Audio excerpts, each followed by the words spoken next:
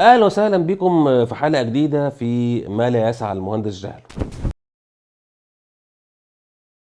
السلسله دي احنا عاملينها عشان نوضح بعض الترمينولوجي، ولو في لغط او مقارنات بين التيرمز نوضحها للناس. النهارده انا جاي اتكلم معاكم في ترمين دايما بنقولهم، يقول لك ايه؟ الاصول والمرافق. الاصول طبعا بالانجليزي اللي هي الاسيتس، والمرافق اللي هي الفاسيلتيز. ففي طبعا فرق بين كلمه اسيت وكلمه فاسيلتي. طبعا تعريف الاسيت او الاصل هو اي شيء بيديك ربحيه، اي شيء بيديني ربحيه انا بسميه اسيت. سيارتك اسيت، فكرك اسيت، علو الهمه دي اسيت، لان الاسيتس ليها انواع، واحنا ممكن في فيديو تاني نتكلم عن انواع الاسيتس. فالتعريف دوت اي شيء بيدي ربحيه، ده مش تعريفي انا، ده تعريف الايزو 55000، وده الايزو اللي هو خاص باداره الاصول. المرفق هو طبعا كلمه مرفق اللي هي الفاسيلتي، ده بقى المكان او البيلدينج اللي هو بيحتوي الاسيتس. يعني انا بروح الجيم ده اسمه فاسيلتي.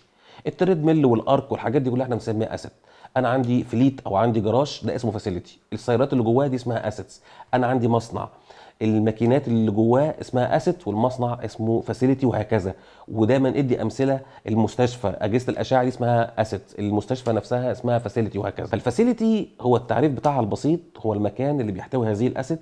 وده مش تعريفي انا برضو، ده تعريف الايزو 41000، والايزو دوت اللي هو خاص باداره المرافق. في الفيديو السريع دوت احنا قلنا يعني ايه اسيت ويعني ايه فاسيلتي، واصل الكلمه جايه منين، وكل ستاندر تبع للاصول والستاندر اللي تبع للمرافق. لو استفدت من الفيديو دوت وعرفت الفرق بين الاسيت والفاسيلتي، اعمل لنا لايك واكتب كومنت لو انت عندك اي سؤال، ولو عندك فكره لاي حلقه قادمه اكتبها لنا في الكومنتس، ان شاء الله باذن الله ندرجها في الحلقات القادمه. شكرا لكم.